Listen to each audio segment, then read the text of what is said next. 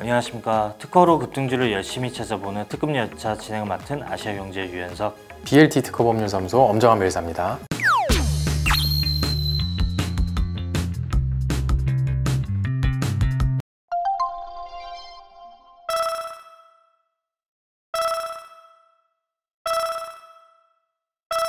최근에 폴더블 폰이 굉장히 유행을 하고 있고, 네. 폴더블 폰이 서서히 이렇게 확산화되고 있는데 그 수혜주 라고 볼 수 있는 덕산 네오룩스에 대해서 한번 살펴보도록 하겠습니다. 덕산 네오룩스 같은 경우에는 이제 화학 소재 회사고요.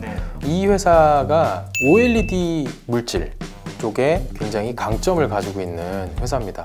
2014년도에 설립이 돼서 2015년도에 코스닥 시장에 상장이 됐고요. 굉장히 빠르게 성장을 한 업체네요. 2014년에 처음 창업을 했다 이렇게 보기보다는 덕산 하이메탈에서 분할해서 재상장한 그런 회사입니다. 지금 현재 주가는 34,000원대, 시가총액은 지금 8,200억 원 정도고 코스닥 30위권, 상위권에 있네요. 상위권에 있는 그런 회사입니다.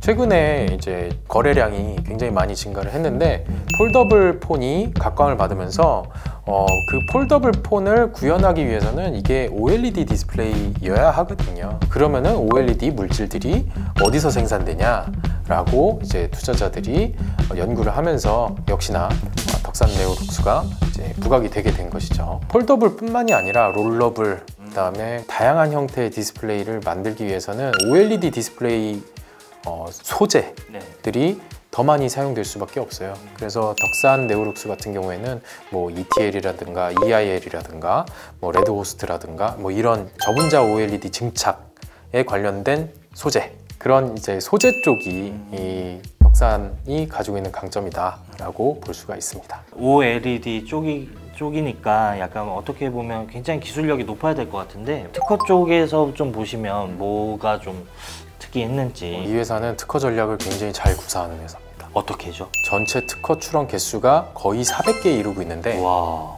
공개되지 않은 것까지 포함하면 500개까지 될 수도 있어요. 근데 이 400개 가까운 특허 중에 등록된 특허가 한 140개밖에 안 돼요. 특허 출원량은 많은데 심사 청구, 전문 용어라서 좀 그런데, 출원하자마자 심사를 신청하는 게 아니라 출원은 많이 하되 심사는 나중에 신청을 해서 비용을 아끼는 거죠.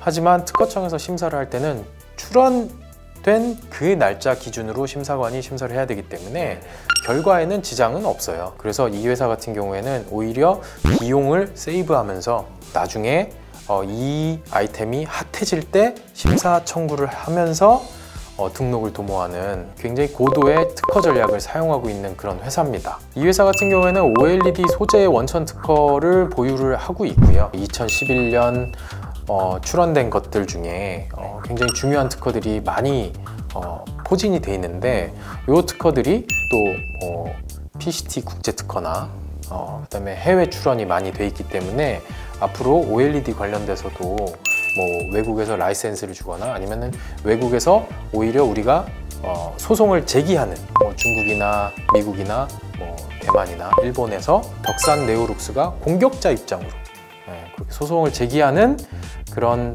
시나리오가 아마 한 3년, 4년 뒤에 발생을 할 가능성도 있습니다.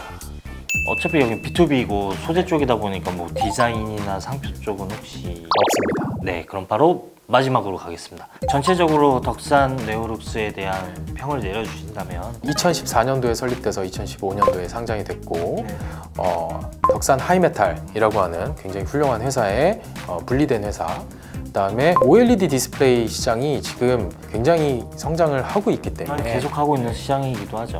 LCD, LED 이런 디스플레이 쪽은 지금 엄청 레드오션이에요. 근데 OLED는 앞으로도 이 소재가 가격 자체가 비싸고, 그다음에 이 소재 자체가 가치가 있기 때문에 이 덕산 네오룩스의 OLED 관련된 특허 자체가 가치가 오를 것이고, 그다음에 실적도 더 좋아지리라고 생각이 됩니다. 지금까지 덕산 네오룩스에 대해서 살펴봤고요. 다음 시간에는 다시 코로나19로 돌아오겠습니다.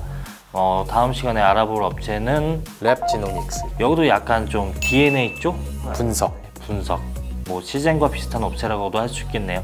하여튼 다음 시간에 다시 만나보겠습니다. 지금까지 특급 열차 진행을 맡은 아시아경제 유연석 BLT 특허법률사무소 엄정한 변리사였습니다. 감사합니다.